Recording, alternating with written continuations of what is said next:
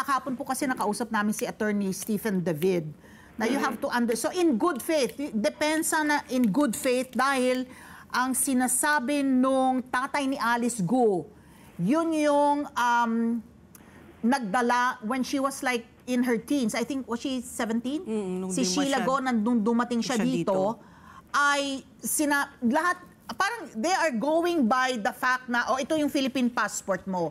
O kay Alice Go, Pilipino ka. Di ba? Yung parang sila relied on yung relationship nila with this person to take yung sinasabi sa kanya as the truth, hindi ba? Yung pagpasok, Yusek, ng good faith as a defense dito po sa mga ganito na yung Philippine passport mo, hindi yan fraudulently acquired, so ito ang gamitin mo sa pagbiyahe mo. Basta sub judice na ba tayo? Ano naman, well, maaari, no? Pero ito na lang, no? Total, nanggaling na naman kay Attorney David yung depensa na yan. Para sa atin, hindi pa naman sigurado kung paniniwalaan natin yan, ano? Sa kanila yan, kung paano nila papatunayan na may good faith talaga. At bukod doon, yung violation ng Passport Act, ano naman yan, mala prohibita yan, no? Parang hindi mahalaga ang intention o ang good faith.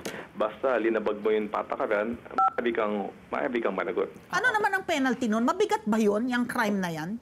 Ano, hindi ko gamay, no, kung ano yung exact penalty, pero matitiyak ko na hindi yan kasing bigat ng qualified trafficking in persons na non-bailable, no. Ito maaari kang magpiyansa dito.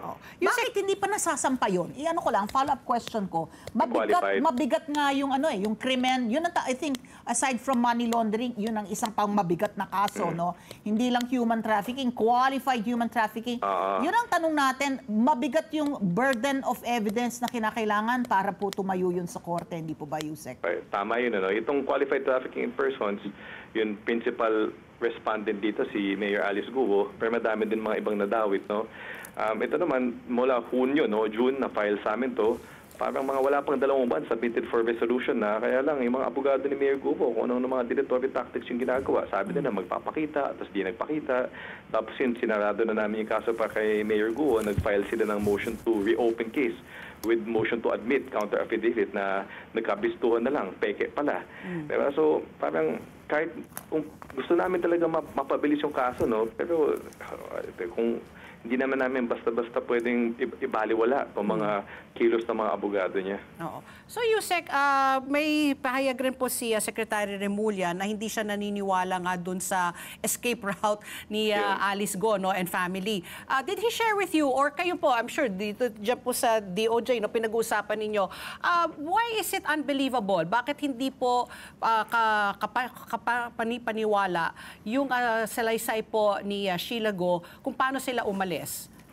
Yung mga nasabi sa amin ni Secretary at nasabi din niya kahapon sa press con niya, hindi siya naniniwala na yung mga Guo siblings na napakayaman ay dumaan sa ganung kahirap na proseso upang makalabas ng bansa, no? Na sumakay sa maliit na bangka, lumipat sa mas malaking vapor, lumipat sa mas maliit na bangka, na ilang araw sila nakasakay ilang araw sila nasa dagat bago umabot sa Malaysia. Para sa kanya, hindi komportable ito, no? Tapos lumalabas yung vapor pa daw, fishing boat. Yes, may lambat. So parang si Secretary, hindi siya naniniwala na natitiisin ng Guo siblings na napakadaming pera, napakadaming resources, napakadaming kilala ang ganong klaseng paglakbay. Susundutin ko na lang rin yan, Yusek. Kasi binahagi rin po ng presidente natin, no, that he has some idea kung sino po yung mga tumulong kay Alice Go and Company. Nanggaling ba yan sa panig ninyo na may mga pulis yata na sinasangkot pero syempre hindi muna sinasabi.